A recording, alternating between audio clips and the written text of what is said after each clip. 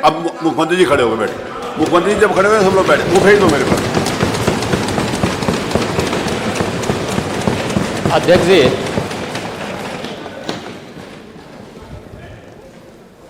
नियम 56 के अंतर्गत माननीय सदस्यों ने जिस मुद्दे की ओर सदन का ध्यान आकर्षित किया है, संभवतः उस पर पहले भी हम लोग क्वेश्चन आवर के पहले उस मुद्दे पर एक माननीय सदस्य के प्रश्न का एक संक्षिप्त जवाब भी दिया जा चुका है। आपकी इच्छा विस्तार से देने की तो विस्तार से भी उसका जवाब दे देते हैं। मैंने पहले भी कहा कि जिस कोडीन युक्त कफ सिरप की बात हो रही है, इसका प्रोडक्शन उत्तर प्रदेश के अंदर नहीं होता है।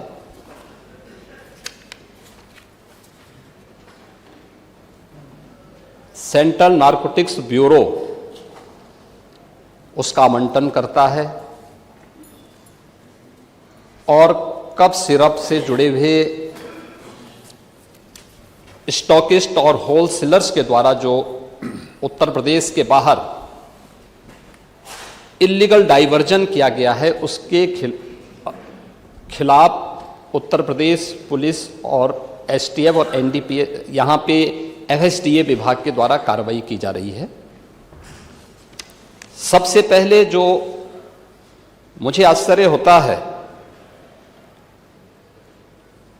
कि माननीय सदस्य जब सदन में कोई बात रखते हैं, उस विषय के बारे में थोड़ा सा अध्ययन करके आए तो अच्छा होगा। क्योंकि जब माननीय सदस्य CRK वर्मा अपनी बात को रख रहे थे, या उसके बाद भी वरिष्ठ सदस्य माननीय श्री रवि मल्होत्रा जी अपनी बात को रख रहे थे, या जौनपुर के मोलहनी से हमारे माननीय सदस्य जो अपनी बात को रख रहे थे, ये चीजें दिखाती थी हैं कि उनको तथ्यों की कोई जानकारी नहीं है। और कम से कम मैं डॉक्टर RK वर्मा से तो ये उम्मीद करता था कि वह कोडीन युक्त कफ सिरप के बारे में, जिससे उत्तर प्रदेश के अंदर कोई भी मौत के मामले नहीं हैं, जिस एक सिरप से मौत की बात सामने आई है वह है कोल्ड ड्रिप सिरप, और वह भी यूपी के बाहर। कुछ राज्यों में इसकी बात सामने आई थी। आपने अपनी डिग्री कैसे और कहां से ली है, मैं उसके बारे में प्रश्न नहीं उठा रहा हूं, लेकिन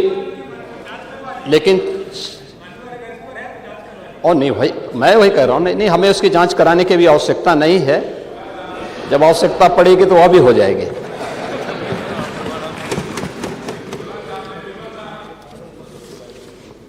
लेकिन कोडीन युक्त सिरप के बारे में जो मैंने पहले भी कहा, एक कफ सिरप है। मुझे लगता है कि खांसी के समय में चिकित्सीय परामर्श से हर व्यक्ति लेता है।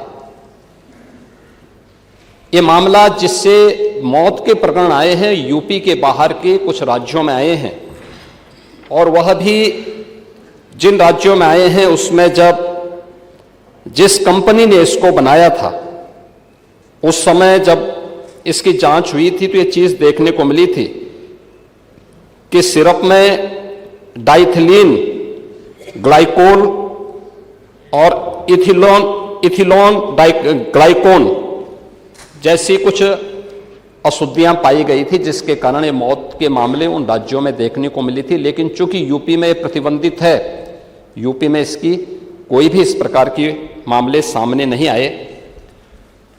उत्तर प्रदेश के अंदर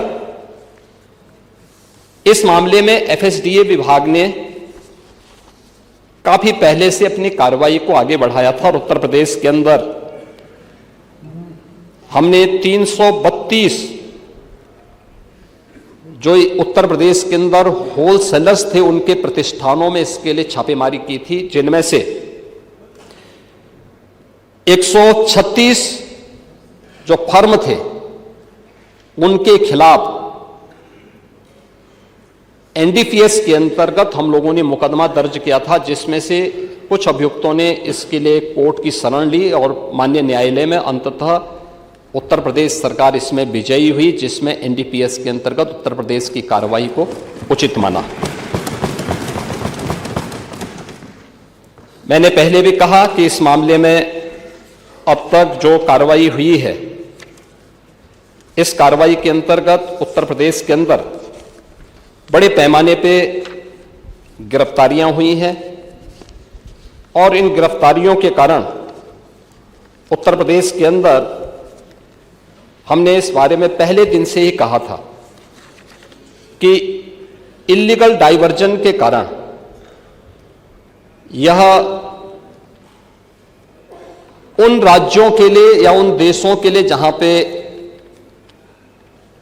लोग अपने सामान्य मनोरंजन के लिए या फिर नशे के लिए आदि हुई एक आबादी इसका दुरुपयोग करती है, उन क्षेत्रों में इसको गलत तरीके से भेजने के प्रकरण में एक संयुक्त कार्रवाई के तहत एक कार्रवाई उत्तर प्रदेश पुलिस ने, एसटीएफ ने और एसडीआरएफ ने इस पूरे प्रकरण में अपनी कार्रवाई को आगे बढ़ाया है। इस पूरे मामले में जो अब तक की कार्रवाई हुई है, इस मामले में उत्तर प्रदेश के अंदर जो मामले अब तक सामने आए हैं, इन मामलों में खासतौर पर जो मुझे इस सदन का ध्यान आकर्षित करना था, जिसमें से 77 आरोपियों को अब तक प्रदेश के अंदर गिरफ्तार किया जा चुका है और अन्य लोगों की गिरफ्तारी, अन्य अभियुक्तों की गिरफ्तारी के लिए लगातार छापेमारी हो रही है। इस पे कार्रवाई हमारी आगे बढ़ रही है। जहां पे अवैध इसका इलीगल डाइवर्जन की बात सामने आई है, भंडारण की बात आई है, उनसे जुड़े हुए जो प्रमुख मामले सामने देखने को मिले हैं, उनमें एक वाराणसी में सैली ट्रेडर है, सहारनपुर का एबॉट हेल्थ केयर है, गाजियाबाद दिल्ली में लेबोरेट फार्मा, ये इससे जुड़े हुए हैं कानपुर में लेबोरेट फार्मा व मेडिसिना हेल्थ केयर, और लखनऊ में इथिका और बायोहब, ये इसके जो हैं मुख्य जो होलसेलर हैं या स्टॉकिस्ट हैं। वाराणसी में सैली ट्रेडर के शुभम जायसवाल,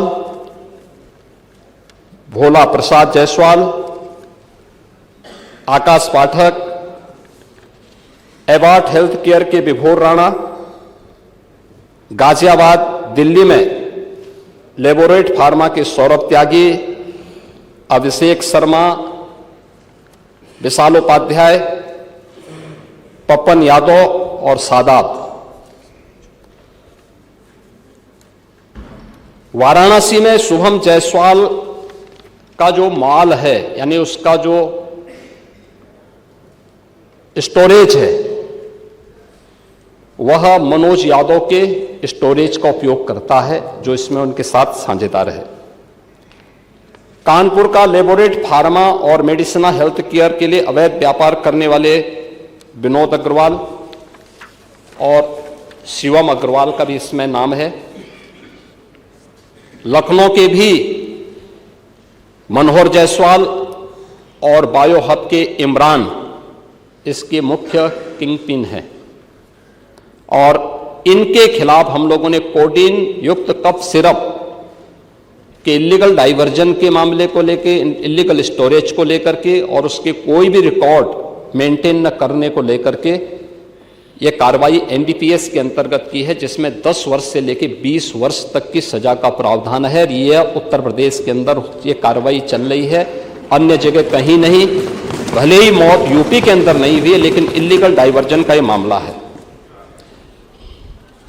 जो मौत के मामले आए हैं वह सन फार्मा तमिलनाडु द्वारा जो कोल्ड्रिप नाम के खांसी का सिरप बनाया जाता है, जिसके मौत के प्रकरण आए हैं 2-3 राज्यों में, ये वहां से जुड़े हुए हैं।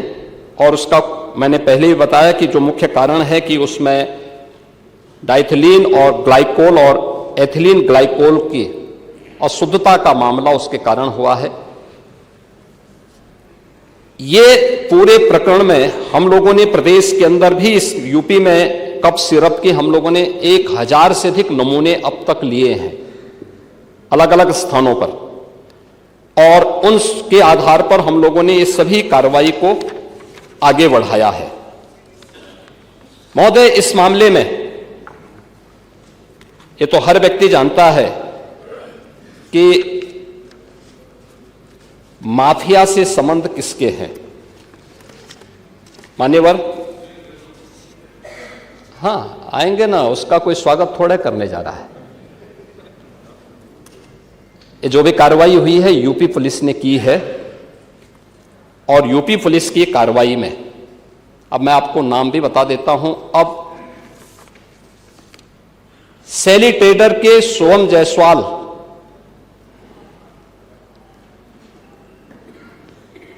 का प्रदेश सचिव समाजवादी युवजन सभा और कैंट वाराणसी से समाजवादी पार्टी के उम्मीदवार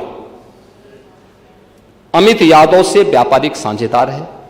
यानी जो ये इसका जो यूपी का जो सबसे बड़ा स्टॉकिस्ट है वह शुभम जायसवाल है, और वह व्यापारिक साझेदार है अमित यादव का, जो वाराणसी से समाजवादी पार्टी का प्रत्याशी रहा है। अमित यादव क्या आपका प्रत्याशी नहीं था कैंट वाराणसी से? था, याद कर लीजिए। अरे था, इस समय चुनाव थोड़े हो रहे हैं, मैं बता रहा हूं अभी। अमित यादव की फर्म का नाम इसमें, अभी बात सुनो, चलिए, पहले पूरी बात सुन लीजिए। प्रत्याशी नहीं है, तो बोला जाएगा। मैं कह रहा हूं प्रत्याशी नहीं है, लेकिन ये अमित यादव की फोटो अखिलेश यादव के साथ तो है ना, ये तो है ना, ये तो है ना। नहीं, मेरे साथ है तो मैं इस सदन का सदस्य हूं, मेरे साथ है,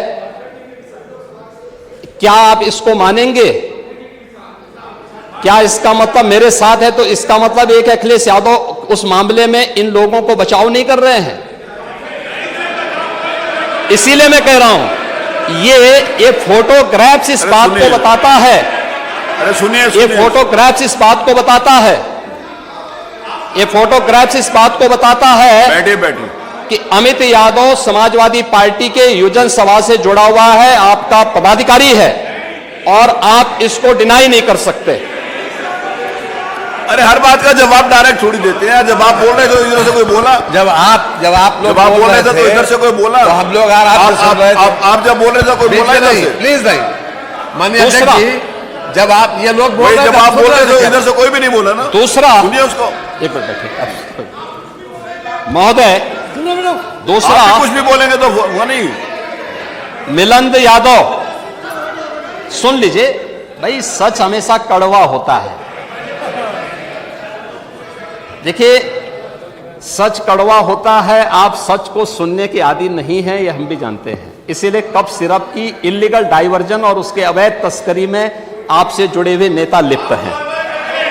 कार्रवाई कर रहे हैं ना? अरे करेंगे ना, आपसे पूछ के नहीं हमारी कार्रवाई हो रही है। हमारी कार्रवाई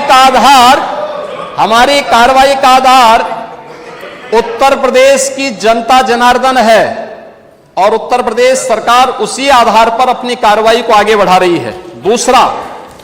दूसरा मिलिंद यादव, जो शुभम जायसवाल का ही व्यापारिक साझेदार है, मिलिंद यादव के फोन नंबर सैली ट्रेडर के ड्रग लाइसेंस और जीएसटी रजिस्ट्रेशन में अंकित हैं।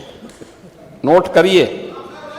अमित यादव, अरे सुन तो लो पहले। अरे करेंगे कार्रवाई करने के लिए हमें आपसे थोड़े पूछना है भैया। टोका टोकी नहीं होना चाहिए अध्यक्ष जी। अरे करेंगे कार्रवाई, बोलने तो दो, पूरी बात आने दो। अमित यादव, ऐसी करेंगे तो याद रहेगा सब लोगों को जो लोग उसमें इन्वॉल्व। अमित यादव और मिलिंद यादव के खातों से शुभम जायसवाल और उसकी पत्नी के खातों से लेन देन भी आए हैं। इल्लीगल ट्रांजैक्शन के मामले भी सामने आए हैं। इसके अतिरिक्त ये कौन लोग हैं, आप इसको भी डिनाई करिए। मनोज यादव, राजीव यादव, मुकेश यादव, ये भी फर्जी फर्म और लाइसेंस बना करके इनके द्वारा भी इस पूरे मामले में इल्लीगल डाइवर्जन में ये लोग भी लिप्त हैं। प्रदेश सचिव समाजवादी यूनियन सभा अमित यादव, सुनिए पहले भाई, सुन तो लीजिए, फिर वही सच्चाई फिर आपको कड़वी लगने लग जाएगी। अरे सुन तो लो पहले। अरे टोका टोकी बैठिए। यह अभी आप लोग आपका ये पदाधिकारी तो कोई नहीं बोला ना, बैठिए। अभी हाल ही में सुनिए यही अमित यादव दुबई की यात्रा भी किया है 24 में। दुबई की यात्रा शुभम जायसवाल के ही उससे गया है और ये उसी की यात्रा में वहां पे गया है। अभी मैं उस पे भी आ रहा हूं। विभोर राणा को लाइसेंस समाजवादी पार्टी ने जारी किया था। आलोक सिपाही है पक्का सफाई, यह भी तय है। अखिलेश यादव के साथ उसके फोटो हैं कि नहीं है, हैं कि नहीं है? हमने बर्खास्त किया है। देखिए, हमारी सरकार ने बर्खास्त किया है, हमने उसको बर्खास्त किया है, लेकिन अखिलेश यादव को कुछ गिफ्ट दे रहा है। ये फोटो भी जारी हुई थी ना, ये फोटो भी आपने देखी होगी। इसके अलावा, अरे सुनो भाई, इसके अलावा और कुछ आपको सुनना है तो हम आपको और भी चीजें दे देते हैं।